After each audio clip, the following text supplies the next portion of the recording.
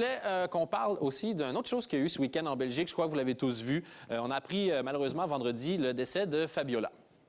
Et bon, on a parlé de ça partout. Et je ne savais pas comment en parler parce que je voulais pas qu'on ignore non plus ce qui s'était passé. Je ne savais pas quoi dire parce que je me sens pas légitime de vous parler de la monarchie. Je suis belge depuis genre 5 minutes. Ça serait pas vraiment cool de ma part de le faire. Mais je voulais quand même vous raconter une anecdote. Quand je suis arrivé en Belgique il y a 10 ans, moi déjà, je ne savais pas qu'il y avait encore une monarchie.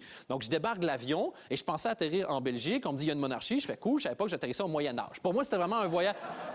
Mais j'ai dit, je vais pas juger. Tu vois, les gens décorent leur pays comme ils veulent. Il y en a qui mettent des lumières, d'autres qui mettent une famille royale. Chacun fait ce qu'il veut, il n'y a pas de problème. Et puis, j'ai découvert Fabiola et je l'ai trouvée tellement mignonne.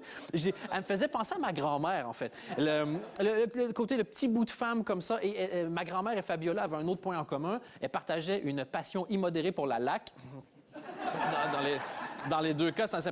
Maintenant, et ma grand-mère et Fabiola sont décédées. Je crois que 52 % des stocks de lac vont s'accumuler dans les magasins un peu partout. Et ce qui m'avait vraiment frappé, moi, en voyant cette femme-là, c'était, à un moment donné, on l'avait menacée. Elle avait reçu des lettres, des menaces de mort. Quelqu'un voulait l'assassiner à l'arbalète. Dans les années 2000, là...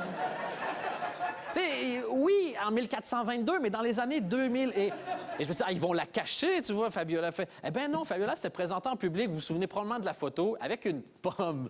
Et j'avais trouvé ça fantastique. Le côté, à 1 kg 500 grammes environ, Fabiola narguait les gens qui lui faisaient des menaces de mort. Et quand j'avais vu ça, je l'avais trouvé super cute. Mais d'un autre côté, je me suis dit, c'est dangereux, ça.